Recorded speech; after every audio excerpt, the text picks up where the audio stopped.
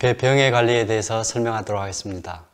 이번 시간에는 검은별무인병, 붉은별무인병, 잎검은점병에 대해서 중심적으로 생각하도록 하겠습니다. 발표 순서는 일반 이론, 그 다음에 검은별무인병, 붉은별무인병, 잎검은점병 순서대로 말씀드리도록 하겠습니다. 먼저 병의 관리에 있어서는 재배적인 관리에 있어서 이게 전염원 관리와 더불어서 매우 중요합니다. 병 방제를 안 해도 될 만큼 이 두 가지가 너무나 중요합니다. 제일 처음에 우리가 착가량과 전정이 12 수준, 그 다음에 이제 배수가 잘 되고, 그 다음에 통풍 수준이 잘 된다 그러면 우리가 약제 방제의 효율을 극대화시킬 수가 있습니다. 그리고 무엇보다도 낙엽을 잘 정리를 하신다는 것은 매우 좋은 출발점이 됩니다. 그리고 병든 부분을 처리하는 데 있어 가지고 특히 도포제를 처리를 하는 것 자체가 우리가 줄기, 가지에 만연할 수 있는 그런 병들을 많이 예방할 수 있고, 그 다음에 생산력도 많이 높일 수 있는 조건이 됩니다. 특히 약제 부착 측면에서 우리가 방제 장비가 특히 이제 노즐이죠. 노즐이 분판이 미세할수록, 그리고 물량이 부착을 많이 해주려고 그러면 물량을 충분하게 하는 것이 중요합니다. 그래서 10아르당 300평당 약 250 정도 수준, 250리터 정도 수준을 확보를 하는 것이 매우 중요합니다. 그리고 이제 수화제인 경우는 우리가 전착제를 사용을 해가지고 약제 부착이 잘 될 수 있도록 해주는 것이 중요합니다. 지금부터 설명할 것은 주로 살균제 같은 경우는 시기가 있다, 살포 시기가 있다라는 것들. 그래서 병 방제에 있어 가지고 중요한 것은 항상 시기를 놓치면 병이 방제가 어렵다라는 것이 매우 중요합니다. 거기에 따라서 우리가 약제를 선택을 하고 감염 전이냐 감염 후에 따라서 우리가 약제 선택을 하게 됩니다. 현대전에 비교해서 우리가 지금 병의 방제를 어떻게 해야 될 것인지를 설명하도록 하겠습니다. 우리 전보가 중요하고 초기에 기선제압을 하는 게 중요합니다. 그래서 초기 방제가, 그래서 초기 전염원 밀도를 떨어뜨리는 것이 중요하고, 무엇보다도 가장 중요한 것은 우리가 약제 방제를 할 때 농약 공급처에서 잘 알아서 해주니까 그에 따라서 하면 된다라고 하는 것이 아니라, 기본적인 것은, 아주 핵심적인 사항은 병의 충의 피해가 워낙 크니까 거기에 대한 피해에 걸맞는, 피해를 받지 않으려고 그러면 아주 기본적인 것은 우리가 알고 있어야 되는 부분이 있습니다. 그런 부분들을 설명하도록 하겠습니다. 우리가 보게 되면 살균제라든가 살충제를 보게 되면 그 살충제, 살균제 밑에 보면 그룹으로 해가지고 4.1 내지는 4A, 그 다음에 18 이런 식으로 해서 밑에 계통명이 이렇게 적혀 있는 것들이 있습니다. 작용 기작에 코드가 적혀 있죠. 이런 것이 우리가 어려운 상표명을 이해하는 것이 중요한 게 아니라 이 작용 기작을 잘 정리해 두는 것이 매우 중요합니다. 왜 그러냐면 작용 기작에 맞춰 가지고 우리가 약제 방제를 할 수 있고 선택을 할 수 있고, 특히 좋은 약제들을, 값싼 약제일지라도 저항성이 안 생기도록 우리가 약제를 잘 활용을 한다 그러면 앞으로도 경제적으로 우리가 약제를 방제를 할 수 있기 때문입니다. 우리가 기억을 해야 될 것은, 감염은 배가수원에서 병이 감염이 된다는 것은 비가 오는 시간이 약 10시간 정도 유지가 되면 병이 감염이 된다고 생각하시면 됩니다. 그리고 치료 효과는 비 올 때부터 해서 이틀에서 4일 정도의 그 치료 한계기가 있습니다. 그리고 약제 저항성을 할 때는 항상 한 약제를 기준으로 해서 다음 또 동일한 약제를 선택할 경우에는 두 가지의 다른 작용 기작이 있는 것을 선택을 해야 하는 것이 전 세계의 보편적인 기준입니다. 그 기준을 따라서 하되, 우리가 살균제에서 가장 중요한 것은 약제 저항성이 거의 생기지 않는 그런 약제가 있다는 것이죠. 그래서 우리가 카에 해당되는 약제 같은 경우, 작용기자 카에 해당되는 약제들은 약제 저항성이 없으니까 반드시 그 중간에 자주 사용을 해서 약제 안전 사용 횟수가 있거든요. 그 기준과 안전 사용 기간, 그 한계기를 잘 지키셔가지고 특히 수출단지 같은 경우는 허용이 되고 있는 약제를 기준으로 해가지고 살포를 하는 것이 중요합니다.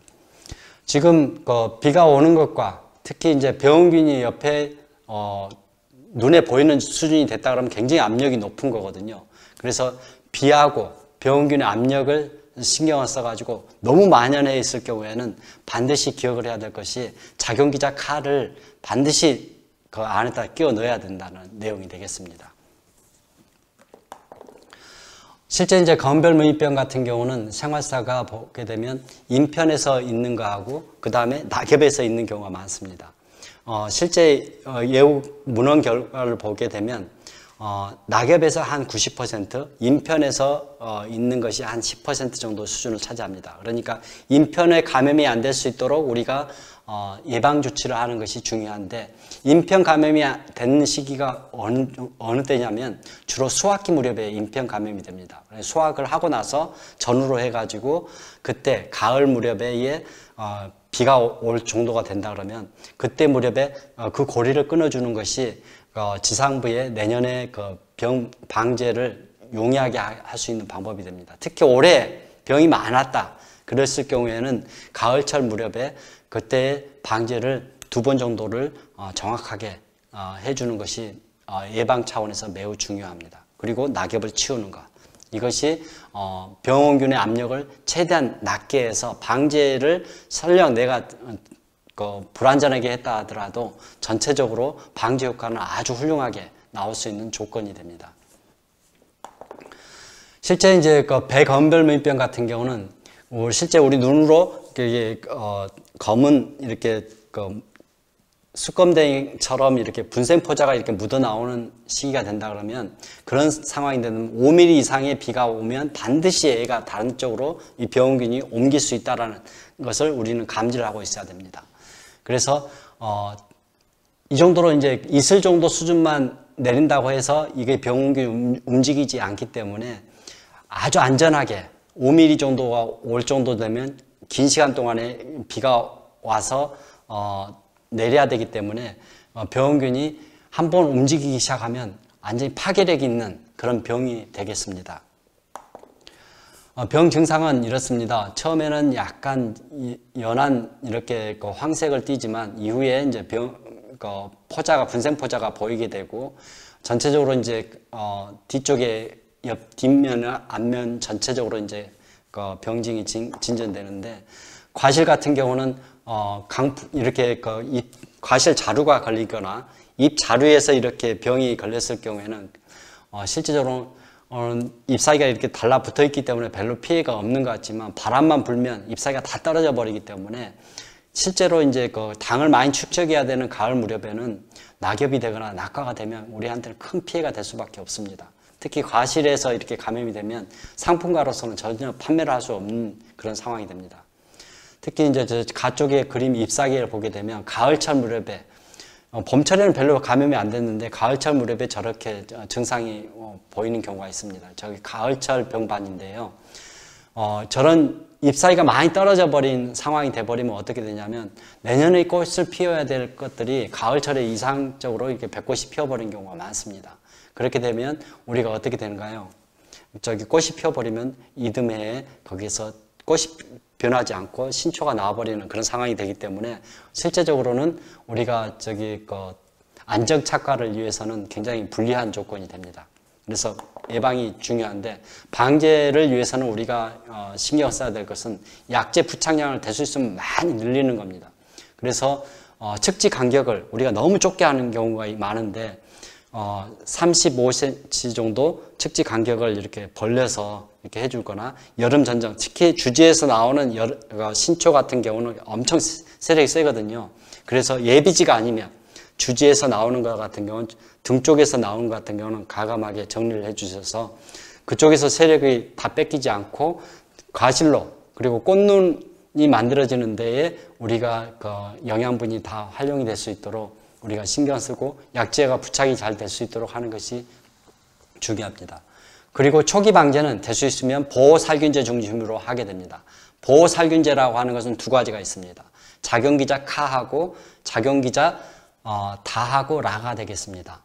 그래서 비가 많이 올 경우에는 또 강수량이 많다고 예견되거나 이틀 이상 비가 온다고 예견됐을 때는 다나 라, 그 다음에 하루 정도 나오거나 비 양이 30mm 정도 전후로 됐을 경우에는 작용기자 카를 선택하는 것이 작물 보호제의 보호살균제를 잘 사용하는 방법이 되겠습니다.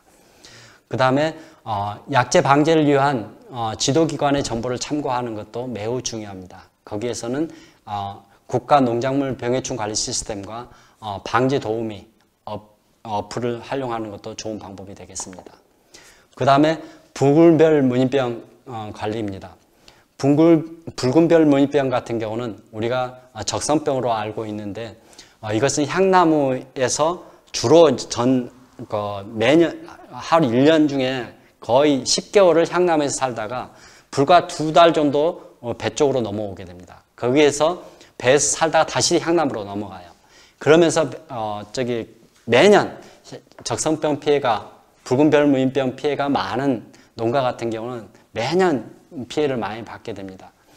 이것은 보통 이제 4월 상순 무렵부터 우리가 이제 비가 오게 되면 향나무에서 부풀어 올라서 이 그림에서 보는 것처럼 황색 점질물이 생깁니다. 이게 마르면서 이렇게 소생자가 비산하면서 배로 날아오게 됩니다. 실제 증상입니다. 감염 초기에는 그냥 이렇게 황색 점으로 이렇게 찍히지만 이후에는 잎사귀가 굴곡이 일어나고 뒤에 이제 그 수자강이 발생하게 됩니다. 그리고 이제 그것이 더 오래되고 장마철을 지나게 되면 그 부분이 이제 입에서 썩게 되고 거기에 부생균이 달라붙어서 검게 이렇게 변하는 그런 과정을 겪게 되는데요. 과실에 감염이 됐을 경우에는 과실은 100% 낙하하게 됩니다. 일부 이제 미세하게 된 것은 기형과가 돼서 달라붙어 있지만 거의 상품으로 팔 수 없기 때문에 우리가 저가를 잘해서 골라내는 것이 중요합니다. 실제적으로 이제 그 향나무에서는 우리가 신경 써야 될 것이 눈향하고 향나무. 특히 이제 지금 여기 오른쪽에 보시면 가이스카 향나무입니다. 이게 거의 그 바람이 흔들린 듯한 이렇게 꿈틀거린 듯한 그런 형태를 보이는 것이 바로 가이스카 향나무죠. 이것들이 이제 주로 관공서라든가 묘소 같은 데가 주로 많이 있는데 저렇게 이제 전정만 이렇게 잘 해주게 된다라면 3월 중순까지 전정을 다 마무리를 하게 되면 거의 95%에 해당되는 병원균들이 다 땅에 떨어지게 됩니다. 이 병원균은 땅에 떨어지는 순간에 생명력을 다하게 됩니다. 살아있는 조직에서만 살아남기 때문에 그렇습니다. 그러면 우리가 가장 효과적인 방법은 붉은별 무늬병의 효과적인 방법은 100m 이내에서 아주 가까운 곳에 있다 그러면 비가 오면 그 나무를 대상으로 해서 바로 가서 약재 방제를 하는 것이 가장 중요합니다. 경제적으로 봤을 경우에는 500m 안에 있는 나무는 우리가 항상 관리를 하는 것이 마땅합니다. 유럽에서도 지침이 거의 400m 전후로 해가지고는 직접 관리하는 식으로 해서 이 병을 방제를 하고 있습니다. 특히 이제 요즘에 봄바람이 좀 세고 그랬을 경우는 건별무늬병은 감염이 안 되더라도 붉은별무늬병 같은 경우는 예전에 안 걸렸는데 갑자기 많이 걸린 경우도 있습니다. 그랬을 경우에는 봄바람이 센 바람이 불고 연한 바람이 온다 하더라도 센 바람이 비가 적게 온다 하더라도 봄바람이 세면 건별무늬병보다 훨씬 더 감염력이 빠릅니다. 속도가. 그렇기 때문에 붉은별무늬병은 방제가 어렵기 때문에 우리가 향나무를 중심으로 해서 방제를 하는 것이 아주 효과적이고 실제적으로 건별무늬병과 붉은별무늬병이 동시 적용 약제를 우리가 선택해서 약제 살포를 할 수는 있지만 그 방제 효과가 떨어집니다. 왜 그러냐면 치료 한계기라든가 그 약제 자체가 우리가 경험적으로 보면 방제가 너무 어렵습니다. 너무 빠르기 때문에 그래요. 방제는 3월부터 우리가 보통 5월 중순까지만 방제를 잘하게 되면 그 이후로는 배에서는 더 이상 방제를 할 필요가 없습니다. 왜냐하면 향나무에서 날아오는 소생자가 더 이상 이제 없기 때문에 그래요. 그래서 무엇보다 중요한 것은 5월 중순 무렵까지 우리가 방제를 철저하게 잘하되 향나무를 중심으로 해서 2번 정도만 약재를 비가 오고 나서 이 약재를 살포를 하게 되면 적용 약재를 살포하게 되면 아주 훌륭한 방제가 된다라는 내용이 되겠습니다. 잎거문점병 관리입니다. 잎거문점병이 지금 보시면 그림에서 보는 것처럼 점이 이렇게 처음에는 황색으로 보이다가 나중에는 이렇게 점이 잎사귀 전체로 이렇게 번지게 됩니다. 이것의 특이한 점은 고온기에는 좀 멈췄다가 다시 가을에 좀 더 진전된다는 거죠. 그리고 무엇보다도 구엽, 그러니까 과촉엽에서 먼저 시작을 한다는 점입니다. 그래서 신초 같은 경우는, 핵가지 같은 경우는 밑에서부터 이렇게 위로 이렇게 진전되는 그런 특성을 보이는데, 매년 걸린 나무에서 어느 때는 많이 걸리고 어느 때는 좀 적게 되지만 매년 걸린 나무에서 중심으로 해서 더 많이 걸린다는 것이 이 병의 특징입니다. 이것은 남부 쪽에서는, 남부 지방에서는 5월 중순 무렵부터 시작을 하고 중북부에서는 5월 하순부터 이제 발생하기 시작하는데 7월 상순 정도가 가장 많이 발생했다가 그대로 좀 멈추게 됩니다. 특히 이제 우리 신고 품종이 주품종인 전체 재배 단지에서는 이 병이 굉장히 만연하고 황금배도 마찬가지로 많이 생깁니다. 일부 이제 금천추 같은 데서도 일부 이제 발생하기도 하는데 접목 전염을 하고 지백 전염을 하게 됩니다. 실제적으로 이제 신고를 대상으로 해서 이제 피해 해석을 보게 되면 잎사귀가 이렇게 반점이 이렇게 생기기 때문에 과중도 떨어지고 품질도 당도 측면에서라든가 경도 측면에서도 이렇게 떨어지는 그런 것들을 확인할 수 있습니다. 그래서 잎사귀가 건실하게 하려고 그러면 너무 매년에 걸쳐서 이렇게 많이 발생하게 된다 그러면 우리가 그 나무는 비발연성 품종으로 우리가 바꿀 필요가 있습니다. 그래서 실제적으로는 이 잎거문점병 같은 경우는 나무가 이제 착과량이 너무 많다든가 시비가 적정 수준으로 되지 않거나 우리가 물을 적절하게 주지 않았을 경우에는 양분 흡수가 또 막히니까 나무가 좀 쇠약하게 됩니다. 그렇게 되면 이 병이 더 많이 생기게 되고 착과량도 너무 많이 해버리면 나무가 수세가 떨어지게 되면 이 병이 더 많이 진전되게 됩니다. 특히 이제 장마철에 배수 관리가 좀 불완전하게 됐을 경우에도 이 병을 조장하는 조건이 됩니다.